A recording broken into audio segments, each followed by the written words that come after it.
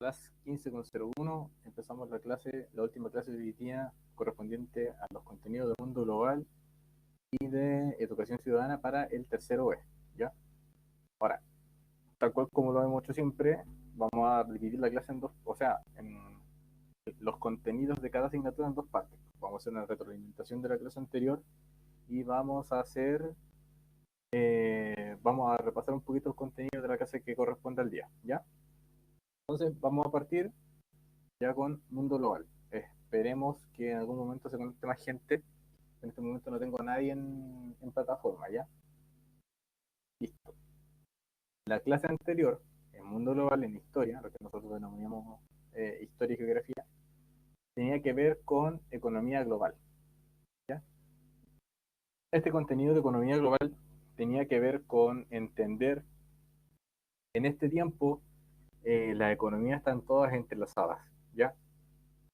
Las cosas que pasan en un país repercuten en otro y todas las economías son interdependientes. Algunas son más interdependientes que otras, pero al fin y al cabo todas las economías dependen de otros países, ¿ya? Eso es lo que se denomina economía global. Hay varios principios, varios pilares en los que se fundamenta esta idea. Y era lo que salía en el videito que explicaba el caballero, cuáles eran estos principios, ¿ya? Ahora, después venía una lectura respecto a un problema que tuvo Google como empresa. Google es una empresa multinacional que pagó impuestos correspondientes a un país en otro, porque les salía más barato. Entonces, habían dos preguntas en la actividad que tenían que ver con el texto y después dos preguntas más que tenían que ver con temas más de concepto general, ¿ya? En esta primera instancia, las dos primeras preguntas hablan de, según este famoso artículo que nosotros les dejamos en la plataforma, ¿crees que la práctica actual de Google sigue la filosofía de buena conducta de los negocios? Entonces ahí usted tenía que decir sí o no y entregar el por qué. Y ahí nosotros después le entregamos otra pregunta ahí en el PowerPoint para que usted pueda eh, responder mejor. Una pregunta que le puede guiar a llegar a la justificación de su respuesta. Entonces, si puso sí, si puso no, ¿por qué? La pregunta ¿es bueno pagar impuestos correspondientes a un país en otro porque sale más barato? Y ahí está el tema.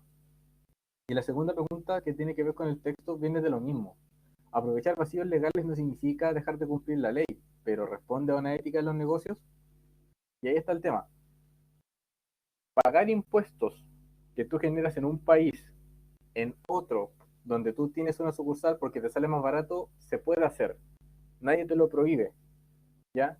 Pero habla bien de tu ética como empresario. Y el ejemplo que le hemos puesto a las personas que me han hablado por interno. Piensen en el mercado total que existe en nuestro colegio, ¿ya? En el INSUCO. Si bien se sabe que no deberían vender cosas dentro del colegio, desgraciadamente pasa, ¿ya? Y hay niños que venden, no sé, pues galletas, hay otros que venden koyak, hay otros que venden dulcecitos de estos chiquititos. Vamos a ver cuántas cosas se venden dentro del liceo. Ahora, piensen que yo soy estudiante, ¿ya? Y yo digo, o sea, que también quiero recibir parte de las ganancias de este negocio. Entonces, vendo chicle, voy a vender chicle. Y me pongo a vender chicle a 100 pesos, que es más o menos lo que te pueden cobrar en cualquier parte. Y me empiezo a dar cuenta de que nadie más vende chicle. Y digo, oh, aquí te doy el patatazo. Esta es la mía. Y cobro 250 pesos por chicle. Y la gente viene y me reclama, oye, pero ¿cómo es posible? En ninguna otra parte te cobran esto. Esto es un timo, es una... Si queréis comprarme el chicle, págame los 250. Y la gente va y me paga los 250 porque quiere comer chicle. Y ahí está el tema. A mí en ninguna parte me prohíben cobrar lo que yo quiera por un producto. En ninguna parte. Pero, ¿estará bien? ¿Será ético? ¿Será moral de mi parte? ¿Subir los precios descaradamente porque soy el único que tiene el control de ese producto? Y ahí está de nuevo. Con eso usted puede complementar la respuesta. Entonces, ¿habla bien de la ética de los negocios? Ahí usted diga sí o no y por qué. Después venía una pregunta que dice, defina brevemente qué es la economía global. Entonces, la economía global es un sistema económico en el que todos los países del mundo se encuentran dependiendo entre ellos mismos, ¿ya? En este tiempo, sobre todo los países latinoamericanos, dependen mucho del mercado exterior. ¿Por qué? Porque al ser solamente monoproductores, tienen que vender sus productos a los países que tienen fábricas, a los países manufacturadores. Entonces, existe una dependencia.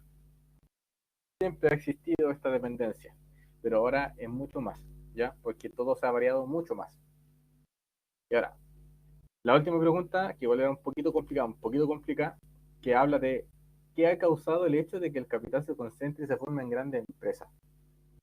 Tiene que ver con el sistema de la economía global y tiene que ver con el modelo económico que se practica en estos tiempos, que si usted no recuerda, lo vimos en segundo medio, que tiene que ver con el neoliberalismo. Cuando hablamos de neoliberalismo, hablamos de la separación total del mercado y del Estado, dejando al Estado excluido de los procesos económicos. Entonces, si uno ya sabía eso y lo logra entender, responder esta pregunta era súper fácil. ¿Por qué?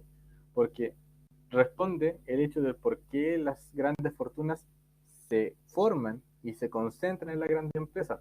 Porque el modelo económico excluye al Estado y deja como único participante a las empresas, a los mercados, a los privados. Entonces, entendiendo eso, eso se responde súper fácil. Entonces, la respuesta que más o menos usted debió haber entregado en esa pregunta es: el sistema actual de economía global o de neoliberalismo excluye a los estados de la mayoría de los procesos económicos. Por eso se forman y por eso se concentran en las grandes empresas. Y ahora, superado lo anterior de la clase anterior, para que usted vea esto y se pueda poner al día con lo demás, vamos a los contenidos del mundo global. En este caso, vamos a hablar de los conflictos internacionales. La clase se va a dividir igual, ¿ya? Un videíto, activadores de conocimiento, para que usted tenga una reflexión inicial, después viene una pequeña lectura y después viene la actividad. Ahora, conceptualmente, los contenidos de esta clase de mundo global que tiene que ver con los conflictos internacionales se van a concentrar en el video y en esta línea de tiempo que nosotros les vamos a subir. Y si no hoy día, bueno, hoy día la vamos a subir para que quede para todos. ¿Por qué? Porque nosotros queremos creer que usted toma apuntes de lo que pasamos tanto en clases presenciales como en clases online, ¿ya? Así que si le entregamos un recurso, usted debería apuntarlo. Cuando estamos hablando del desarrollo de un conflicto bélico, la manera más fácil de ordenar el conocimiento es con una línea de tiempo, tal cual como lo hicimos 17.000 veces en segundo medio. Y en este caso, yo cuando estuve ordenando los contenidos para la clase de ustedes de hoy día, dije, mira, voy a hacer una línea de tiempo. Así que se la vamos a subir para que usted pueda entender mejor lo que va a ver en la clase de mundo global. Entonces, dividimos el conflicto en tres partes: causa, desarrollo, consecuencias. En la causa le hablamos de los participantes, de las distintas facciones que están en conflicto, le hablamos de los objetivos de este conflicto, y después viene el desarrollo, en el cual le entregamos los elementos que están en disputa, ¿ya? Después hablamos de los efectos en la población, pero cuando hablamos de los efectos en la población en una guerra, la respuesta es lógica e inmediata: destrucción de infraestructura, muertes civiles colaterales, vulneración de los derechos humanos, etcétera. Entonces, es bien fácil responder esa parte por lo menos, o sea, entender esa parte por lo menos. Y después las consecuencias, pero las consecuencias siguen estando en desarrollo, porque tenemos que tener en cuenta que esto es un conflicto vigente, todavía no ha terminado.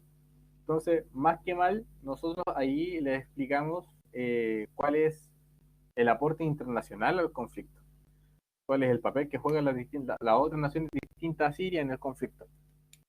Y ahí, por ejemplo, de las distintas facciones que están en beligerancia en el territorio, hay una parte que es apoyada por Rusia, hay otra parte que es apoyada por Estados Unidos, etcétera, etcétera.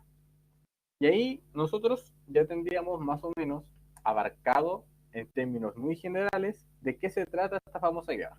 Entonces, si nosotros nos vamos a la clase, tenemos el objetivo: caracterizar algunos conflictos internacionales de posguerra considerando escalas y actores y otros elementos. que tiene que ver con la actividad. Más o menos esas son las cosas que le vamos a preguntar en la actividad.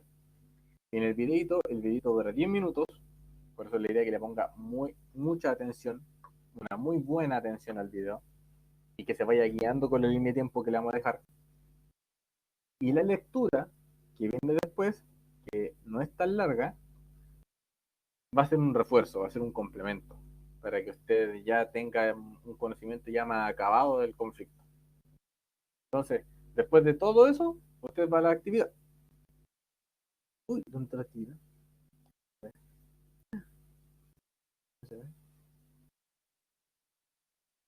Denme un segundo.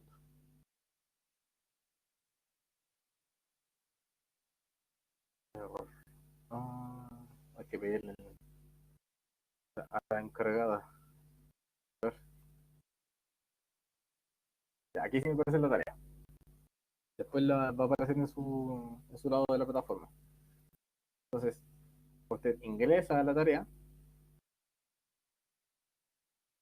Yo ya lo estaba viendo, lo he visto 17.000 veces, por eso me sale continuar con la previsualización. Usted le va a poner empezar un intento y aparecen las 5 preguntas. Pues, ¿qué elementos están en disputa en el conflicto? ¿Quiénes son los que tienen el conflicto? ¿Cuáles son los participantes? ¿Qué se busca ganar? El objetivo. ¿De qué manera se afecta a la población civil? Ahí nosotros lo dejamos bastante claro y cuando hablamos de conflictos bélicos responder esa pregunta es súper fácil. ¿Y cuál es el rol que juega la opinión pública e internacional frente al conflicto? Y ahí usted tiene que irse a la parte de las consecuencias que siguen estando en desarrollo. ¿Ya?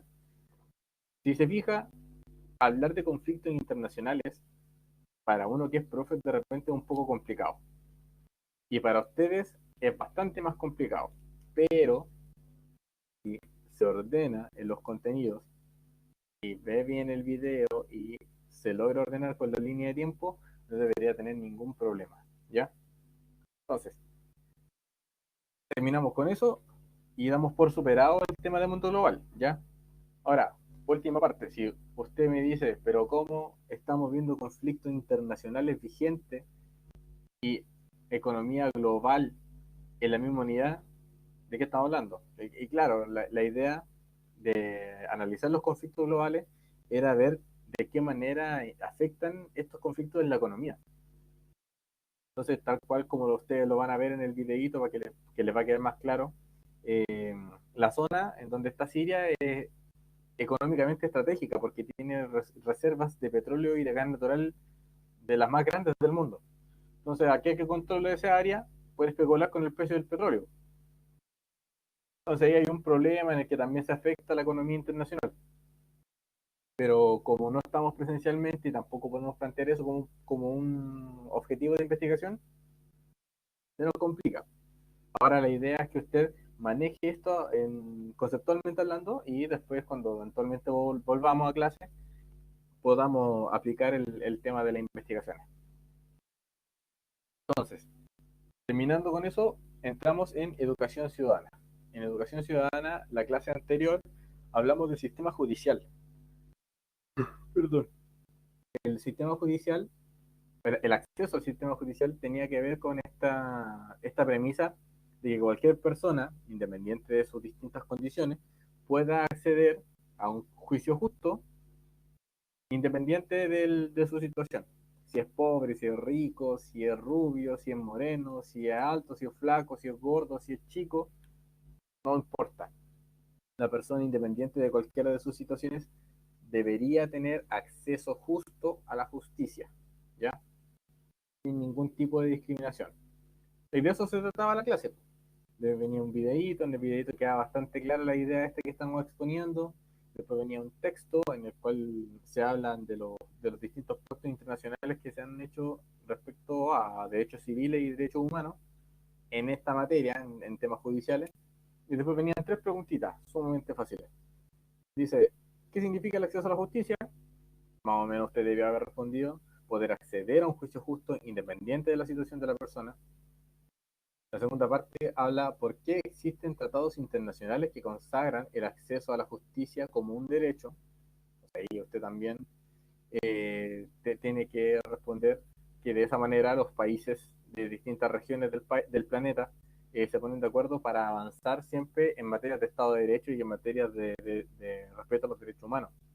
Entonces, si muchos países se empiezan a dar cuenta que tienen falencia en su sistema judicial, se van a poner de acuerdo, se van a comprometer, van a hacer un pacto internacional para mejorar esa falencia o eliminar esa falencia de aquí a un plazo determinado. Para eso sirven los pactos internacionales, para que quede constancia de que en la región las cosas están avanzando para mejor. Y finalmente me tenían que entregar un ejemplo de algún caso de restricción a la justicia, de restricción o impedimento o vulneración en el ejercicio de la justicia.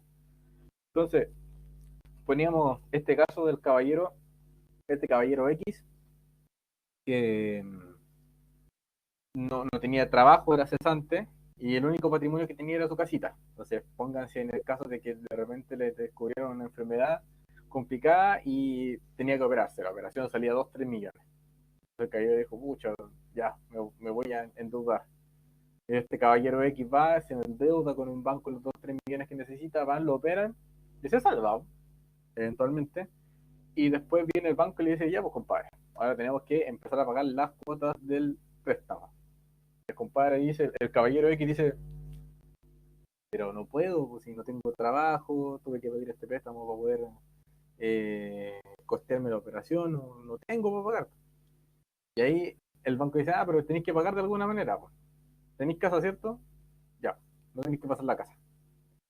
Y el caballero dice, no, pero es mi único patrimonio. Y el caballero entonces, este caballero X, para defender su patrimonio, tiene que costearse un abogado. Ahora, si no tenía plata para pagar las cuotas, si no tenía plata para pagarse la operación, ¿ustedes creen que va a tener plata para pagar un abogado? Ahí hay un impedimento, ahí hay una obstrucción en su acceso a la justicia. ¿Por qué? Porque por no tener recursos económicos, lo más probable es que pierda su único patrimonio. Y eso, por ejemplo, sería algo que hubiese sido bueno que me anotaran en la respuesta de esa pregunta. Ahí ustedes tienen que anotar otro ejemplo, obviamente, pero esa es la lógica. No quiero que me pongan ejemplos de restricciones X. No, tienen que ver con temas judiciales. Y la tele, por ejemplo, los noticiarios o la noticia del diario, normalmente hacen harto hincapié de repente en lo difícil que es acceder a un juicio justo en Chile, ¿ya? Y ahí ustedes tienen que poner atención a la noticia que les sirva y la ponen como ejemplo, que son temas reales. Yo ahí puse un caso hipotético, lo más probable es que a alguien le haya pasado, pero que yo haya visto la noticia no me acuerdo por lo menos. Y en lo que respecta a la clase de hoy día vamos a hablar de derechos humanos, ¿ya?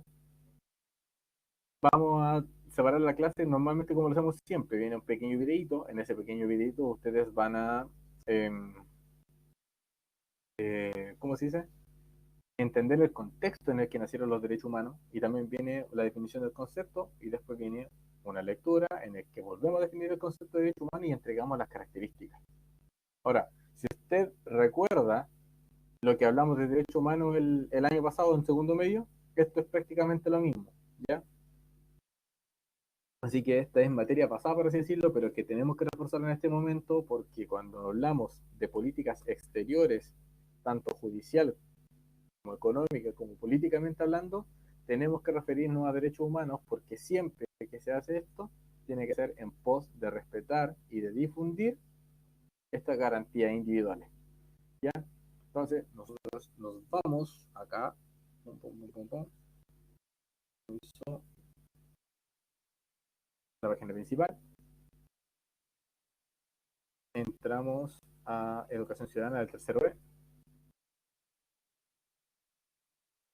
vamos hasta el final, y aquí está. El objetivo es ejemplificar el concepto de derecho humano y el carácter de universalidad, indivisibilidad, interdependencia e imprescriptibilidad. Si usted se acuerda del año pasado, era como la imprescriptibilidad, lo que a usted lo costaba, ¿por qué? Porque ni siquiera lo podía pronunciar bien. Ahora, si se acuerda, también se debe acordar que es muy fácil de definir y de ejemplificar, ¿ya? De todas maneras, lo vamos a hacer de nuevo acá. En el videíto, obviamente, después viene el tema de los derechos humanos. Cuando hablamos de derechos humanos, hablamos de un conjunto de garantías que son inherentes a todas las personas del mundo, ¿ya? Usted solo por el hecho de nacer de la especie humana adhiere a estos derechos, ¿ya? Y no se los pueden quitar. Estos son derecho a la vida, derecho a la libertad, a tener una vida digna. A eso se refiere el tema de los derechos humanos. Y nacieron en este contexto después de la Segunda Guerra Mundial, porque después de la Segunda Guerra Mundial la gente se empezó a dar cuenta de lo que había pasado. Casos de racismo, casos de discriminación, genocidio, muertes masivas, bombas atómicas, etcétera. No, ya no había respeto a la vida. Entonces, para evitar caer de nuevo en ese tipo de cosas tan brutales, los países se pusieron de acuerdo y reconocieron que por lo menos con esas cosas, con esta garantía, la gente podría vivir bien, ¿ya? Ahora, las características de los derechos humanos normalmente nosotros reconocemos tres, que son universales, que son indivisibles y que son imprescriptibles. Cuando hablamos de la universalidad de los derechos, hablamos de que son para todos, independiente de tu raza, independiente de tu religión, independiente de tu color de piel. En ningún momento nadie debería negarte tus derechos. Solamente por tu nacer de la especie humana adhieres a los derechos humanos. Por eso son universales. ¿Ya? Son indivisibles. Y nosotros el año pasado le hablamos de que los derechos humanos todos son complementarios. No se pueden dividir. No te pueden dar a elegir entre un derecho y otro, y ese derecho te lo van a respetar y el otro no. Nosotros pusimos este ejemplo burdo cuando le hablamos de que tienes el derecho a la libertad y tienes el derecho a la vida. Entonces yo te hago elegir. Elige o la libertad o la vida. Y tú eliges ahí a la libertad. Entonces, como no tienes derecho a la vida, te mato. No se puede. Por algo son complementarios. Y lo mismo del otro lado, pues ya, entonces ya, no puedo dejar de lado la vida. Entonces, elijo la vida en vez de la libertad. Entonces, como renunciaste a tu derecho a la libertad, yo te tengo apresado de por vida. No se puede, ¿ya? Son cosas indivisibles, son complementarias. Todos los derechos humanos son un conjunto, ¿ya? A eso se refiere el tema de la indivisibilidad. Cuando hablamos de la imprescriptibilidad, nosotros le hablamos del yogur, ¿ya? Usted cuando compra un yogur, lo deja en el refri. ¿Lo puede tener eternamente en el refri? No, porque después de un mes, los yogur caducan, ¿ya? Ahora, los derechos humanos no caducan jamás, son eternos, son imprescriptibles, duran para siempre, ¿ya? A eso se refiere el tema de la imprescriptibilidad. Cuando se reconocieron los derechos humanos después de la Segunda Guerra Mundial, nos dijeron, ya sabes que el 15 de enero del 2053 a las 4 de la tarde se acaban los derechos humanos, por si acaso. ¿Ah? Ya son hasta esa fecha nomás. No, no existe una fecha límite, ¿ya? Siempre los derechos humanos van avanzando, van reconociendo más cosas para que la gente, dependiendo de las necesidades de la actualidad, vayan viviendo de manera digna, vayan viviendo con garantías. Pero los derechos humanos no se acaban nunca, por eso son imprescriptibles. Lo prescriptible es lo que se acaba, lo imprescriptible es lo que jamás prescribe, lo que jamás va a caducar, lo que va a ser eterno, por así decirlo. Y después, evidentemente, va a venir la tarea. Y en la tarea viene el famoso cuadro resumen en el que usted tiene que entregar la descripción y un ejemplo respecto a las tres características que nosotros tratamos en clase de los derechos humanos. Entonces usted ingresa a la tarea, ¡pum! Y ahí está. El cuadrito, pero como nosotros nos dimos cuenta de que rellenar el cuadrito de la plataforma es medio complicado, se lo dejamos como cuestionario. Entonces, la pregunta de la 1 a la 3 tiene que ver con que usted describa las tres características. En la 1 tiene que describir la universalidad, en la 2 la indivisibilidad y en la 3 la imprescriptibilidad. Y de la pregunta de la 4 a la 6 tiene que ejemplificar la universalidad, la indivisibilidad y la imprescriptibilidad. Y con eso estaríamos ok. ¿Ya? Como no se me comentó nadie, no puedo saber si es que alguien tiene dudas al respecto, pero tal cual como nosotros les decimos siempre, estamos disponibles tanto en la plataforma como en el Instagram de la asignatura, así que cualquier duda, avance. Y recuerde, tiene que ponerse al día con las cosas anteriores, ¿ya? No le subimos nosotros actividades e información porque las dejen de adorno. Tienen que ponerse al día. Y aparte, esta va a ser la última clase conceptual hasta, hasta 2 semanas más. ¿Por qué? Porque en 2 semanas más viene evaluación. Vamos a subir un modelo de investigación hasta el momento. Un modelo de investigación para que para poder evaluar lo visto hasta este momento, ¿ya? Entonces, esa es la idea. Póngase al día con las cosas que ya están, avance, va a tener esta semana, lo que queda esta semana y toda la otra para ponerse al día con todo lo anterior y esto obviamente. Y en 2 semanas más nos vemos para comunicarle a usted cómo se le va a evaluar con lo que llevamos hasta el momento, ¿ya? Eso sería todo, niños, sería todo, niñas, y espero verlos pronto. Pórtense bien, no salgan de la casa y lávense las manos, ¿ya? Chau, chau, que estén bien.